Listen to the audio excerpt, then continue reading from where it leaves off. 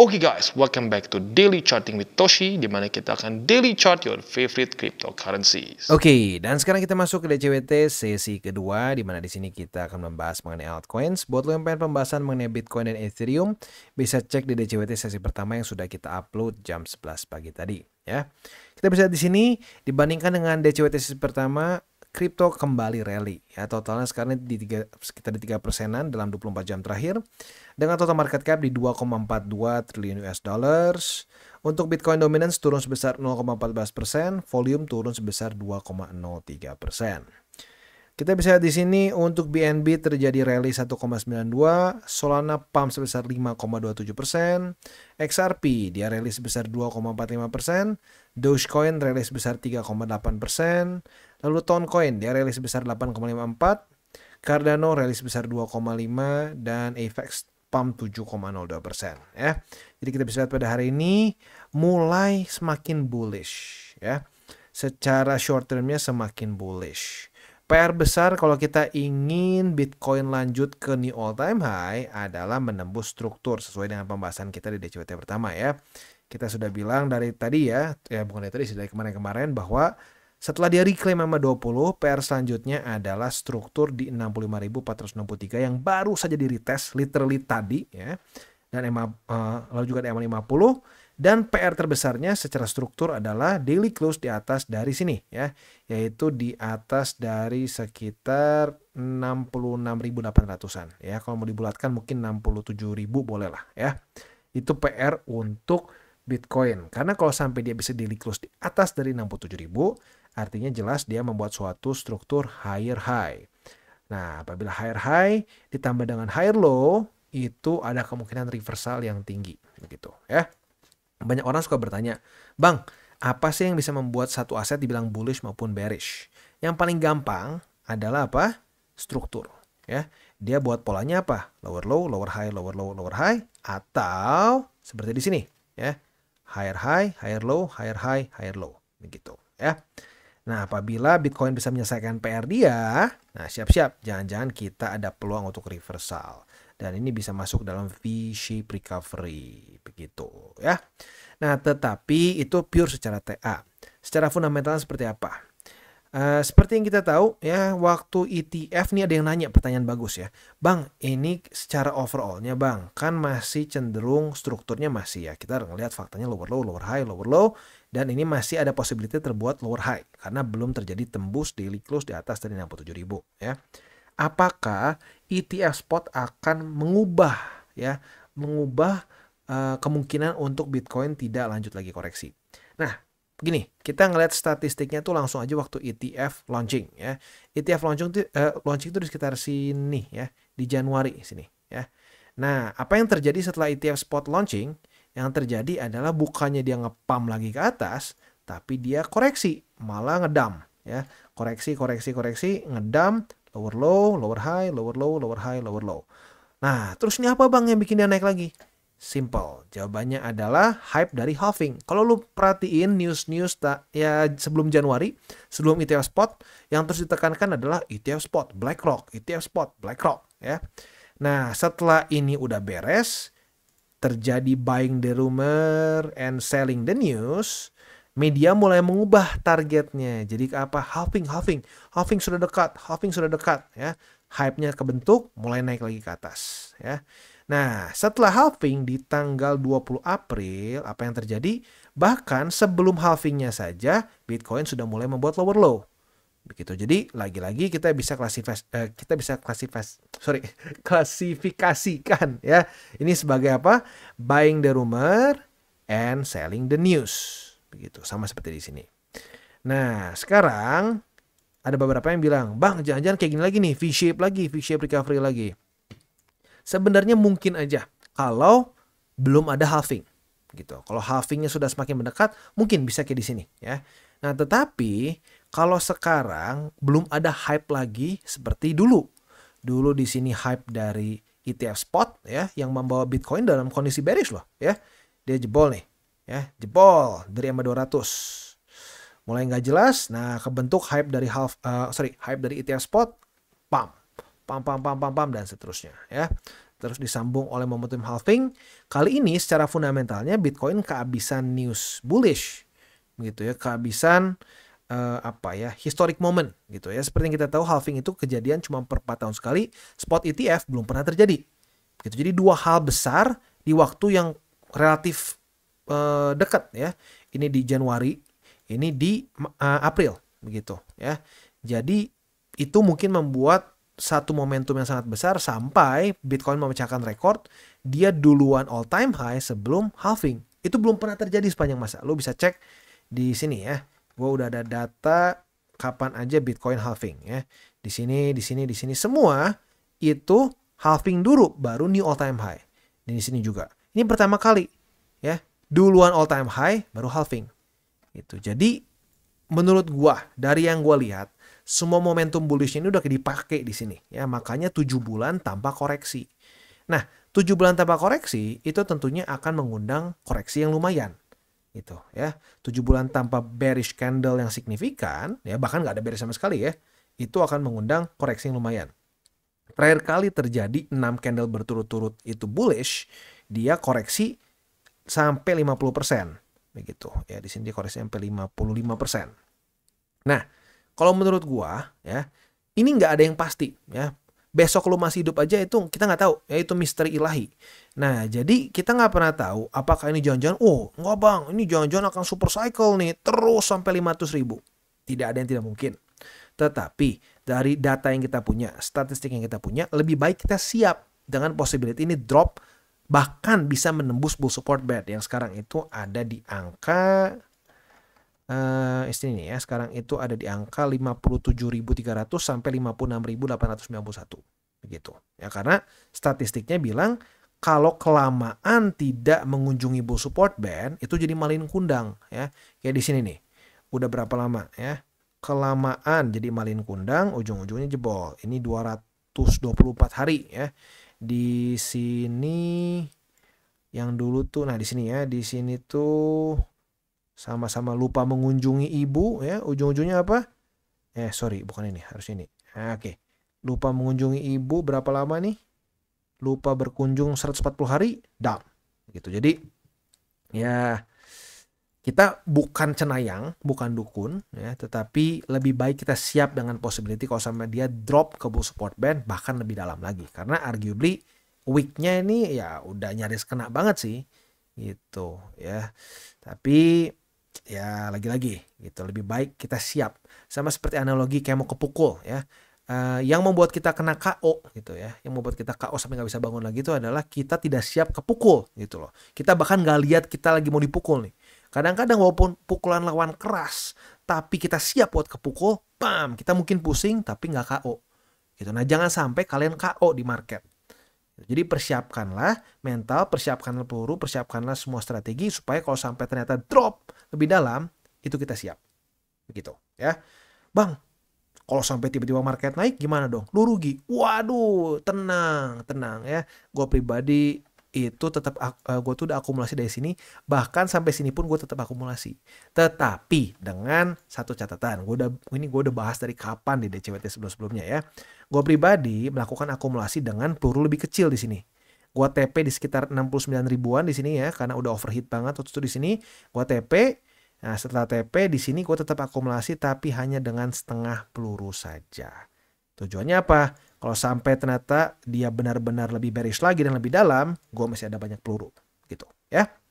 Oke, jadi kurang lebih seperti itu makronya ya. Selanjutnya kita akan lihat ke indeks dolar sih nggak ada perubahan signifikan ya. Bitcoin dominance juga nggak ada perubahan yang ekstrim gimana ya.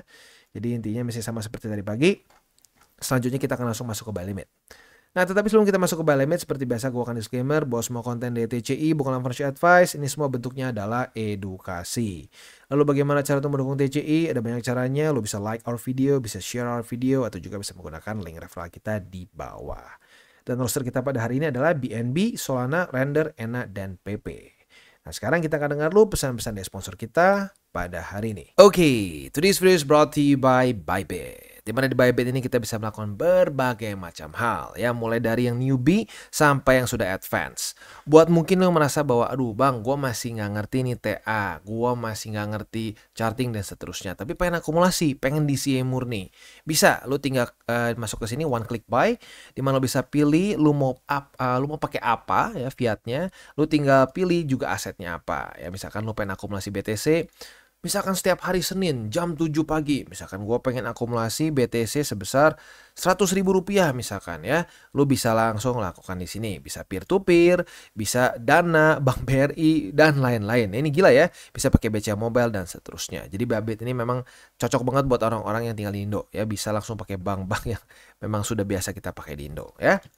Nah, buat yang intermediate sampai advance juga di sini ada spot, nah, dan juga ada leverage tokens, dan tentu juga ada derivatives trading, di mana kita bisa menggunakan kontrak yang USDT maupun USDC. Jadi di sini lo bisa pakai USDC ya, karena nggak semua exchanger bisa menerima untuk futuresnya pakai USDC ya. Dan tentu juga lo bisa earning bunga juga dari kripto lo dan lain-lain. Dan tentu juga di sini kita bisa melakukan copy trade ya, di mana copy trade dari Bybit ini sudah cukup terkenal ya, dan kita bisa mendapatkan keuntungan juga.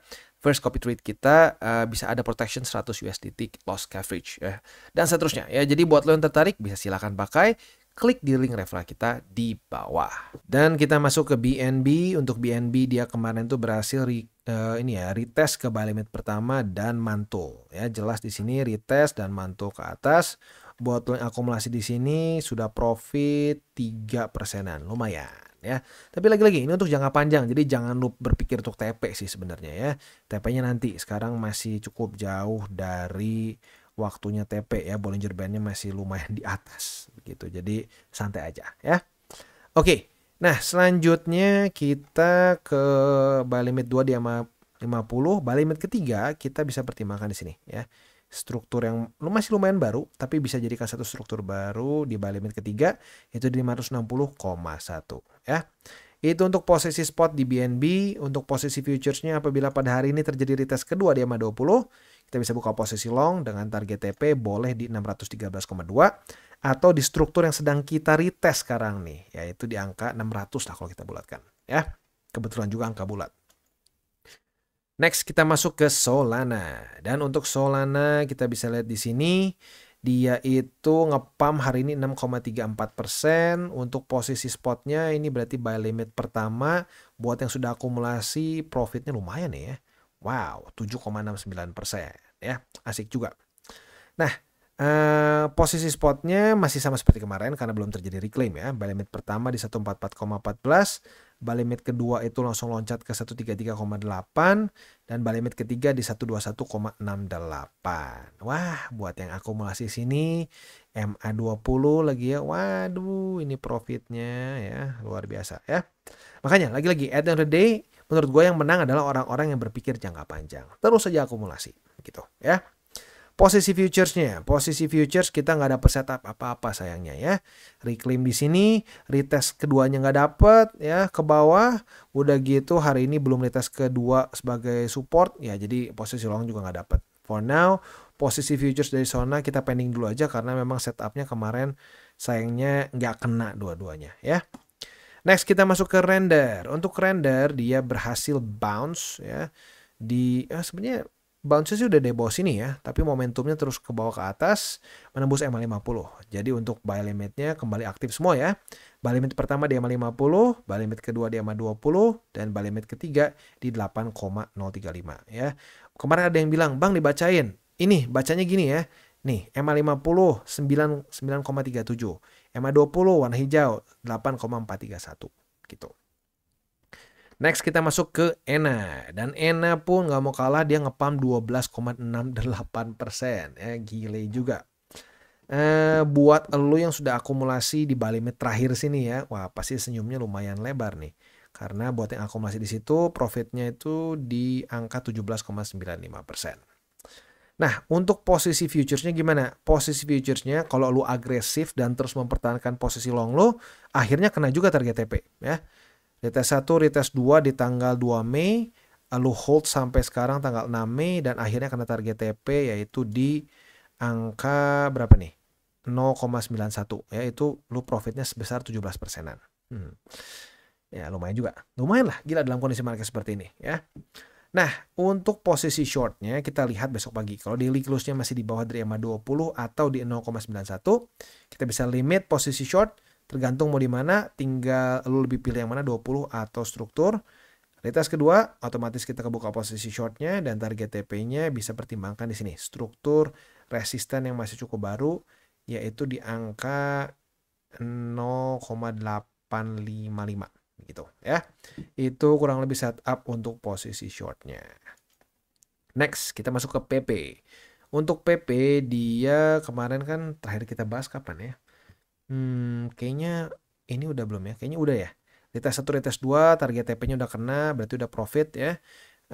Selanjutnya di sini dia naik ke atas ya, jadi buy limitnya otomatis buy limit pertama MA50 dan 20 yang sekarang ada di angka 0,000711 ya. Buy limit kedua di 0,000659 dan buy limit ketiga masih cukup jauh di bawah di 0,000490. Itu kurang lebih untuk posisi spot di PP ya. Nah, untuk posisi futuresnya retest 1 dan kemarin retest 2 nggak nih? Coba kita cek ya. Kemarin itu coba. Oh enggak. Nyaris. Ya tergantung sih. Kalau lu diturunin sedikit kayaknya kena. Tapi kalau lu pas banget berarti nggak kena. Jadi buat lo yang punya posisi short, lihat besok. Kalau besok daily close-nya di atas dari 0,000882 ya berarti cut loss. Kalau masih di bawah bisa dipertahankan. Target TP-nya bisa di struktur baru di sini ya. Yaitu di angka berapa nih? Di angka 0,000778 ya. Itu kurang lebih setup untuk DCWT sesi kedua pada hari ini. Seperti biasa mengingatkan, buat lo yang pengen pair favorit itu dimasukin ke DCWT sesi kedua, komen di bawah ya, komen juga di DCWT 1. Nanti yang besok pagi akan diupload. Apabila cukup banyak demand-nya, kita akan masukkan ke DCWT sesi kedua. Dan sekali lagi gue ingatkan buat para newbies ya, please jangan all in ya, hindari all in DCA ya, akumulasi. Dan sekali lagi gue disclaimer, gue pribadi masih terus memberlakukan setengah peluru. Karena secara makronya menurut gue, secara fundamentalnya Bitcoin masih overbought dan masih butuh koreksi lebih dalam. Pasti benar nggak nih bang? Nggak ada yang pasti. Makanya kalau gue tahu udah pasti benar, udah aja gue tunggu sampai bottom terus gue all in kan. Nah faktanya gue nggak melakukan itu. Karena kenapa? Gue sadar gue manusia biasa ya, kita bukan lisan al-gaib, bukan Tuhan, bukan nabi finansial yang tahu besok market mau kemana. Nggak bisa. Yang kita bisa lakukan adalah apa? Mempersiapkan dan menjaga resiko kita. Gitu, menjaga resiko salah satunya dengan apa? Dengan melakukan terus akumulasi. Begitu. Walaupun gue rasa ini bisa lebih dalam, gue tetap akumulasi di tempat-tempat yang yang orang sering kali, udahlah bang, nggak usah akumulasi, nanti aja di bawah. Ya kalau sampai di bawah, kalau ternyata enggak, gimana? Nah, trader yang hebat itu adalah bukan trader yang bisa kesannya, lihat nih market gue all in di sini, profit berapa persen? Enggak. Trader, investor yang hebat adalah apa? Dia siap dengan kondisi market apapun. Ya mau drop, mau naik, mau konsolidasi, dia punya semua plannya. Itu trader atau investor yang akan berhasil dalam jangka yang panjang. Kalau trader yang cuma bisa kesannya ngomong, lihat nih, gue profit di sini, ini sini, udah. Tapi dia nggak punya plan A, plan B, plan C, nah, that's not a good trader. Maybe he's just lucky. Ya. Jadi ingat, 3 golden rule, jangan pakai uang panas, jangan over leverage, dan berpikirlah jangka panjang. Adopsi 3 aturan itu, portfolio probabilitasnya akan sangat besar untuk meningkat signifikan. Oke guys, jadi itu adalah akhir dari segmen DCWT kita pada hari ini. Dan jangan lupa bagi kalian yang merasakan manfaat dari segmen ini, jangan lupa untuk share ke teman-teman kalian. Dan apabila lu pengen mensupport channel kita, ya TCI, jangan lupa untuk menggunakan link referral kita di bawah. Nggak wajib ya, tetapi apabila lu menggunakan link referral kita di bawah, ada macam-macam ya, dari Bybit, Huobi, Maxi, toko kripto, dan banyak lagi ya. Ya, walaupun nggak wajib, tapi kalau menggunakan link referral kita, lu secara langsung membantu perkembangan dari TCI. Dan satu lagi, jangan lupa juga untuk join Telegram group kita, di mana kita bisa ngobrol-ngobrol santai mengenai dunia cryptocurrency secara 2 arah. So, jangan lupa untuk like, subscribe, klik the bell icon, and see you on the next video.